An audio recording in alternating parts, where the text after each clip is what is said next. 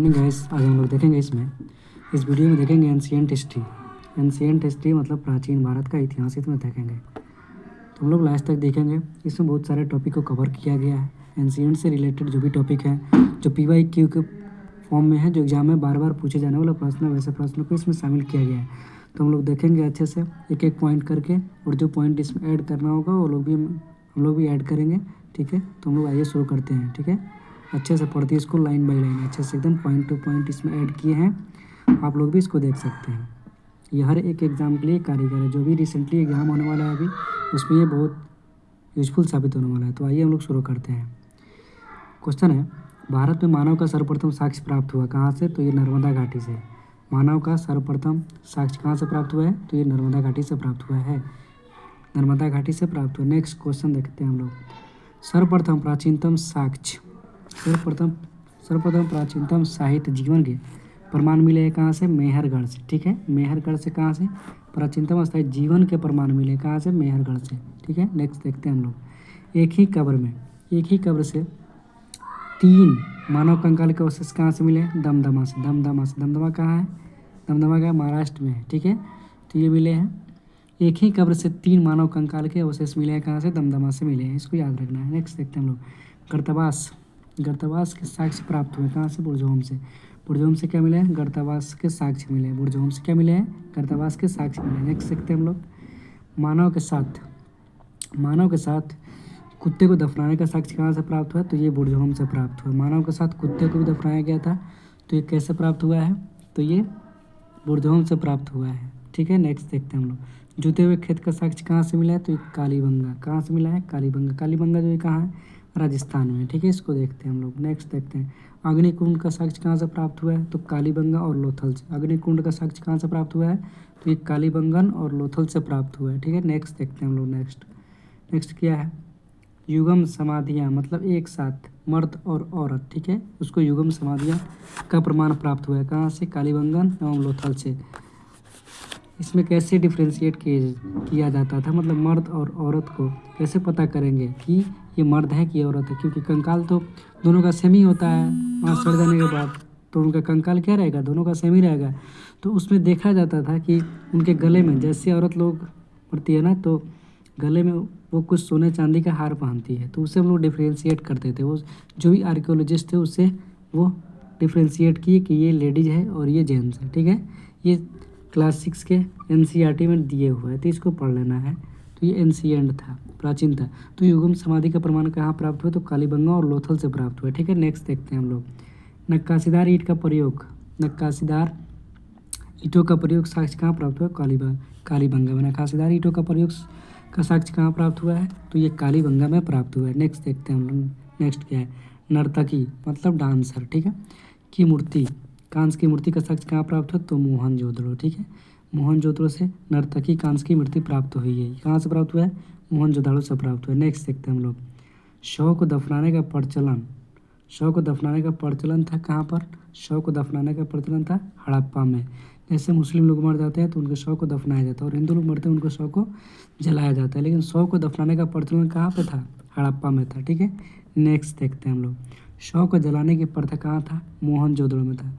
मोहनजोदड़ो में शव को जलाने की प्रथा था। शव को जलाने का प्रथा मोहनजोदड़ो में था, जबकि दफनाने का प्रथा हड़प्पा में था। ठीक है, तो इसको याद रखना है पॉइंट को। एग्जाम में बार बार पूछे जाने वाला प्रश्न है। ठीक है, 3 मुख वाले देवता की मूर्ति कहाँ प्राप्त हुई? 3 मुख वाले देवता, तो ये मोहनजोदड़ो में प्राप्त हुआ है। 3 मुख वाले देवता की मूर्ति कहाँ प्राप्त हुई है? तो ये मोहनजोदड़ो से प्राप्त हुआ है। मिट्टी द्वारा निर्मित हल का साक्ष्य कहाँ प्राप्त हुआ? तो बनवाली में प्राप्त हुआ है। मिट्टी द्वारा निर्मित हल का साक्ष्य ये बनवाली में प्राप्त हुआ है। ठीक है, नेक्स्ट देखते हैं हम लोग। उन्नत जल प्रबंधन का साक्ष्य प्राप्त हुआ कहाँ से? उन्नत जल प्रबंधन का साक्ष्य धौलावीरा से प्राप्त हुआ है। उन्नत जल प्रबंधन का साक्ष्य कहाँ प्राप्त हुआ है? तो ये धौलावीरा से प्राप्त हुआ है। इसको याद रखना है। संस्कृत स्थापत्य के प्राचीन प्रमाण प्राप्त हुए धौलावीरा से। कहाँ से? संस्कृत स्थापत्य के प्राचीनतम प्रमाण मिले हैं धौलावीरा से मिले। इसको याद रखना है। नेक्स्ट देखते हैं। वैसे हड़प्पाकालीन स्थल जो 3 भागों में बटा था वो धौलावीरा से। ठीक है, उसका साक्ष्य कहाँ से मिला था? तो धौलावीरा से मिला था। ठीक है, नेक्स्ट क्वेश्चन। कृति का प्रथम साक्ष्य कहाँ प्राप्त हुआ है? बार बार एग्जाम में पूछे जाने वाले प्रश्न है ये। VVI इसको कीजिएगा, वेरी वेरी इंपॉर्टेंट। ये हर एग्जाम में पूछे जाने वाले वैसे प्रश्न हैं जिसको हम लोग शामिल किएगा और हम लोग देख रहे हैं। बार बार रिपीटेड क्वेश्चन है, ये बार बार रिपीट होने वाला ये क्वेश्चन है। तो ये कृषि का प्रथम साक्ष्य कहाँ प्राप्त हुआ? तो मेहरगढ़ से प्राप्त हुआ है। कृषि का प्रथम साक्ष्य कहाँ प्राप्त हुआ? मेहरगढ़ से प्राप्त हुआ है। चावल का प्राचीनतम साक्ष्य कोल्डेहुआ से प्राप्त हुआ है। चावल का प्राचीनतम साक्ष्य कहाँ प्राप्त हुआ है? तो ये कोल्डेहुआ से प्राप्त हुआ है, इसको याद रखना है। नेक्स्ट देखते हैं, आग का आविष्कार कहाँ हुआ था? पूरा पाषाण काल में। आग का आविष्कार कहाँ हुआ था? पूरा पाषाण में, कहीं कहीं नवपाषाण भी देता है, इसको भी याद रखना है। पहिए का आविष्कार कब हुआ? नवपाषाण काल में। पहिए का आविष्कार कब हुआ? नवपाषाण काल में पहिए का आविष्कार हुआ। नेक्स्ट देखते हैं, मानव द्वारा सर्वप्रथम प्रयुक्त की गई अनाज कौन था? जौ था, जो कि हम लोग संस्कृत में क्या लिखते हैं? यौ लिखते हैं, ठीक है। यौ मतलब जौ होता है। मानव द्वारा सर्वप्रथम प्रयुक्त अनाज, सर्वप्रथम कौन सा अनाज इस्तेमाल किया गया था? तो ये जौ था, ठीक है, यौ, इसको याद रखना है। मानव द्वारा सर्वप्रथम प्रयोग में लाया गया धातु कौन सा था? तो तांबा था। लाया गया प्रथम धातु कौन सा था मानव द्वारा? तो ये तांबा था, ठीक है। आगे देखते हैं हम लोग, कॉपर जिसको कहते हैं, तांबा। राष्ट्रीय मानव संग्रहालय स्थित है कहाँ? भोपाल स्थित। राष्ट्रीय मानव संग्रहालय कहाँ स्थित है? तो ये भोपाल में स्थित है, इसको याद रखेंगे हम लोग। नेक्स्ट देखते हैं, सिंधु सभ्यता के प्रमुख बंदरगाह कौन कौन से थे? तो ये लोथल और सुरकोतदा थे। कौन कौन थे? तो लोथल और सुरकोतदा थे, दो बंदरगाह थे, ठीक है। नेक्स्ट देखते हैं हम लोग, हड़प्पा एवं मोहनजोदड़ो को कहा जाता है संयुक्त या जुड़वा राजधानी कहा जाता है। हड़प्पा और मोहनजोदड़ो को संयुक्त राजधानी कहा जाता है। किसने कहा था? तो पिगट ने कहा था। ये एक विद्वान थे, इसको नाम आप लोग याद रखिएगा। पिगट ने कहा था हड़प्पा और मोहनजोदड़ो को जुड़वा राजधानी, तो ये पॉइंट याद रखना है। किसने कहा था इसको? हड़प्पा और मोहनजोदड़ो को जुड़वा राजधानी, तो पिगट ने कहा था, इसको याद रखना है, ठीक है। ये बार बार पूछे जाने वाला प्रश्न है, ठीक है। नेक्स्ट देखते हैं हम लोग, हाँ, इसने कहा था तो स्टुअर्ट पिगट ने कहा था। अब हम लोग देखेंगे वेद के बारे में। हम लोग जानते हैं वेदों की संख्या कितनी है? वेद की संख्या 4 है। ऋग्वेद है, यजुर्वेद है, सामवेद है, और सबसे बाद का वेद कौन सा है? अथर्ववेद है, तो इसको याद रखना है। तो सबसे पहले इस क्रम में हम लोग देखते हैं किसके बारे में? यजुर्वेद नहीं, ऋग्वेद के बारे में देखते हैं। ऋग्वेद से ये सबसे पुराना वेद भी है, ठीक है, इसको हम लोग देखते हैं। इसके बारे में हम कुछ पॉइंट दिए हुए, ये सबसे प्राचीनतम वेद है। सबसे प्राचीनतम वेद पूछेगा तो ऋग्वेद है। कौन सा वेद है? ऋग्वेद। कौन सा वेद है सबसे प्राचीनतम? तो ऋग्वेद है, ठीक है। इस वेद की ऋचाओं को पढ़ने वाले ऋषि को होत्री कहते हैं। क्या कहते हैं? होत्री कहते हैं। इस वेद की ऋचाओं को पढ़ने वाले ऋषि को होत्री कहते हैं, इसको याद रखना है। नेक्स्ट देखते हैं, इस वेद के तीसरे मंडल में गायत्री मंत्र का उल्लेख। गायत्री मंत्र इसी में है, ऋग्वेद में। गायत्री मंत्र किस मंडल में है? गायत्री मंत्र किस वेद में है? तो ऋग्वेद में है। और कौन से मंडल में? तो ये तीसरे मंडल में गायत्री मंत्र, इसको याद रखना है। इस वेद के 9वें मंडल में कौन है? देवता सोम, सोम देवता। 9वें मंडल में कौन है? देवता है। कौन देवता? देवता सोम के बारे में बताया गया। नेक्स्ट देखते हैं हम लोग, इस वेद में 10वें मंडल में 4 वर्ण दिया गया है, ब्राह्मण, क्षत्रिय, वैश्य और शूद्र। ब्राह्मण, क्षत्रिय, वैश्य और शूद्र। सबसे छोटा कौन सा थे? शूद्र, ठीक है, इसको याद रखना है। इस वेद में इंद्र के लिए कितना? 250, और अग्नि के लिए, इंद्र के लिए 250, अग्नि के लिए 200 ऋचाओं की इसमें रचना की गई। नेक्स्ट देखते हैं, गोत्र का संबंध, गोत्र शब्द का उल्लेख किया गया है। इसी वेद में गोत्र का भी उल्लेख किया गया, ठीक है। इस वेद में गाय को अधन्य शब्द से जो प्रयोग किया, गाय के लिए कौन सा वर्ड प्रयोग किया गया है? अधन्य शब्द जोड़ा गया है इसी वेद में, यानी ऋग्वेद में। किसकी बात हो रही है? ऋग्वेद में। तो ऋग्वेद में गाय के लिए कौन सा वर्ड जोड़ा गया है? तो अधन्य वर्ड जोड़ा गया है, ठीक है, सब जोड़ा। अब हम लोग देखते हैं इसके बाद का वेद कौन सा है? यजुर्वेद। ऋग्वेद के बाद दूसरा वेद हम लोग देखते हैं सेकंड, यजुर्वेद, ठीक है। इसमें देखते हैं इसके ऋचाओं को पढ़ने वाले ऋषि को अध्वर्यु कहते हैं। इसके ऋचाओं को पढ़ने वाले क्या कहते हैं? अध्वर्यु कहा जाता है, ठीक है। नेक्स्ट देखते हैं हम लोग, नेक्स्ट क्या है? यज्ञ के नियमों का विधि विधान का संकलन किया गया। यज्ञ के समय क्या क्या नियम होंगे इसमें उल्लेख किया गया। किसमें? यजुर्वेद में। किसमें? यजुर्वेद में, इसको देखना है, ठीक है। आगे देखते हैं, इस वेद में बलिदान विधि की भी उल्लेख है इसी वेद में, यानी कि यजुर्वेद में क्या है? बलिदान विधि की भी चर्चा की गई है। किस विधि की? बलिदान विधि की भी चर्चा की गई। किसमें? यजुर्वेद में, इसको याद रखना है। यजुर्वेद में बलिदान विधि की भी चर्चा की गई है, ठीक है। नेक्स्ट देखते हैं हम लोग क्या है ये, इसमें क्या है? गद एवं पद दोनों। इसमें क्या है? गद एवं पद दोनों है इसी वेद में। किस वेद में? यजुर्वेद में, इसको याद रखना है। यजुर्वेद में गद एवं पद दोनों है, ठीक है। अब देखते हैं नेक्स्ट वेद, तीसरे नंबर पे आता है सामवेद। तीसरे नंबर पे कौन सा वेद आता है? तो ये सामवेद आता है, इसको याद रखेंगे, ठीक है। अब सामवेद के बारे में पढ़ते हैं। इसके ऋचाओं को पढ़ने वाले ऋषि को उद्रात्र कहा जाता है। सामवेद के पढ़ने वाले ऋचाओं क्या कहते हैं? उद्रात्री कहते हैं, इसको याद रखना है, ठीक है। इस वेद को भारतीय संगीत का जनक कहा जाता है। इस वेद को भारतीय संगीत का जनक कहा जाता है। किसको? साम वेद को भारतीय संगीत का जनक कहा जाता है। स से संगीत और स से साम वेद, ये ट्रिक के साथ याद रखना है। साम वेद को भारतीय संगीत का जनक कहा जाता है। नेक्स्ट देखते हैं हम लोग।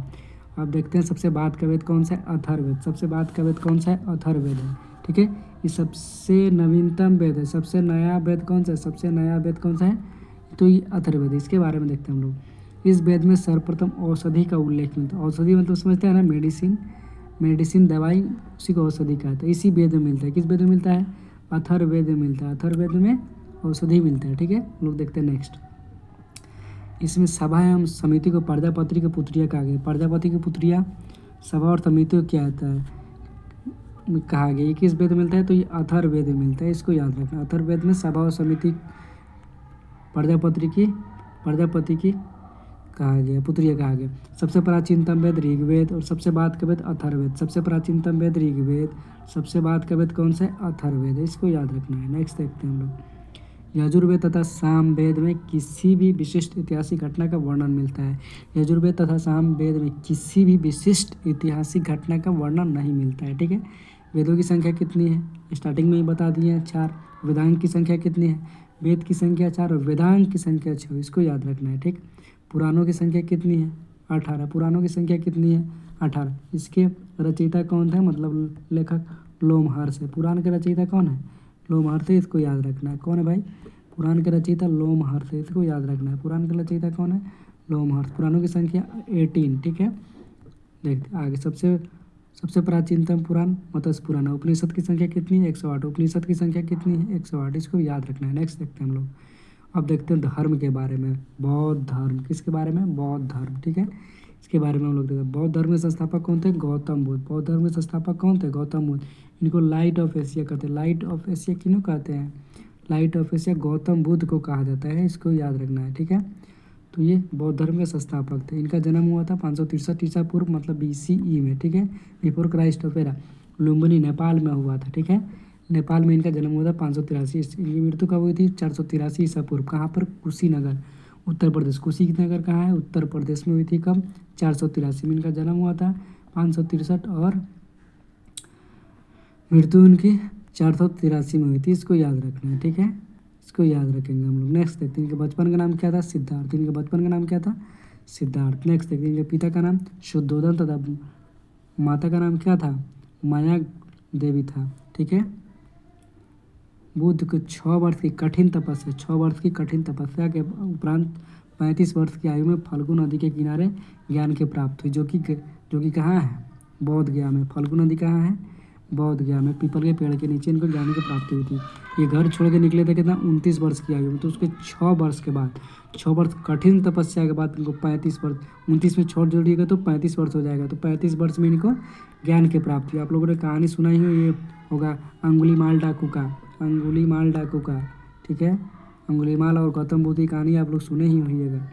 नेक्स्ट देखते हैं हम लोग। बुद्ध ने पहला एवं सर्वाधिक उपदेश कहाँ दिया? सारनाथ में पहला उपदेश दिया। और सर्वाधिक कहाँ दिया था? तो ये श्रावस्ती में दिया था। ठीक है, श्रावस्ती में। पहला कहाँ दिया था? सारनाथ में दिया था। बौद्ध धर्म ने आत्मा की परिकल्पना नहीं है, जबकि पुनर्जन्म की मान्यता है। बौद्ध धर्म में क्या है?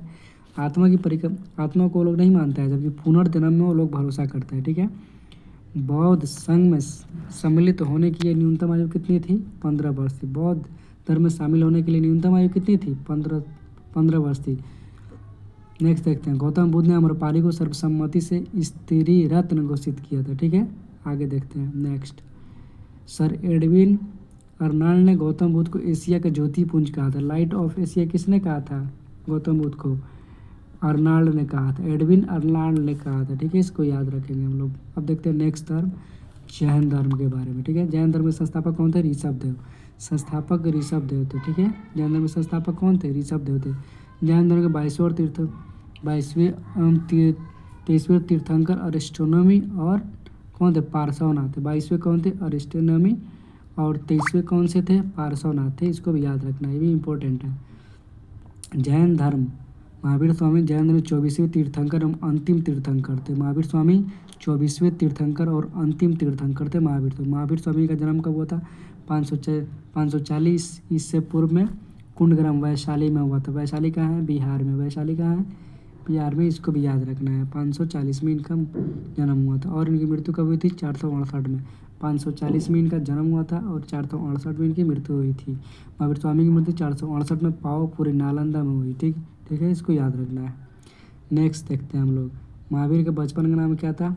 वर्धमान था। महावीर के बचपन का नाम वर्धमान था।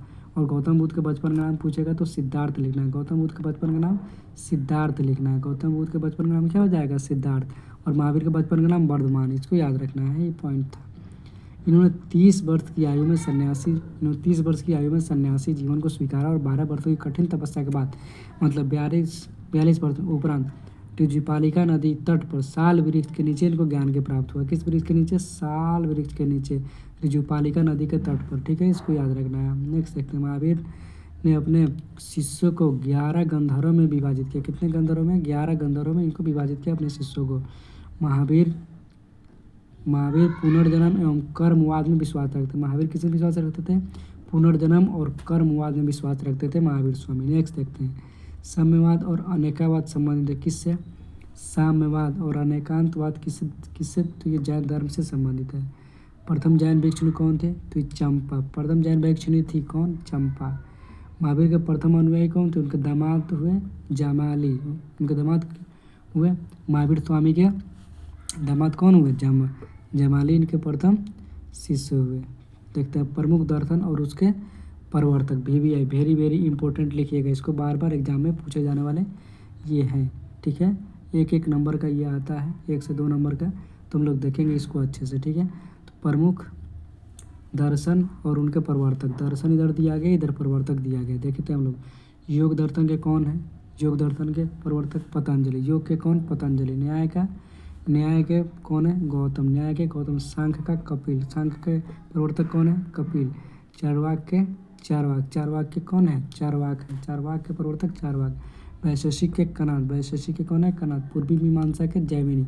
पूर्वी मीमांसा के प्रवर्तक कौन है? जैमिनी, इसको याद रखना है। उत्तरी मीमांसा के वादरायन। उत्तरी मीमांसा कौन है? वादरायन। उत्तरी मीमांसा कौन है? वादरायन। अब हम लोग देखते हैं संप्रदाय और उसके संस्थापक। आजीवक संप्रदाय कौन है? मोकलीपुत्र गोसाल। मोकलीपुत्री गोसाल थे। अनिश्चयवादी के संजय वेठलीपुत्र थे। भौतिकवाद के पकूद कच्चायन थे, इसको याद रखना है। ठीक है, अक्रियावादी कौन? पूरन कश्यप। अक्रियावादी कौन है? पूरन कश्यप। तो इसी के साथ हम लोग का 100+ प्राचीन इतिहास का ये टॉपिक ख़त्म होता है। इसमें बहुत ही इम्पोर्टेंट जो भी था उसको शामिल किया गया है। आप लोगों को वीडियो अच्छा लगा हो तो आप लोग लाइक और सब्सक्राइब कर दीजिएगा। बहुत मेहनत लगता है वीडियो बनाने में, आप लोग लाइक और सब्सक्राइब कर दीजिएगा। और भी वीडियो मिलता रहेगा आप लोगों को। तब तक के लिए इतना ही।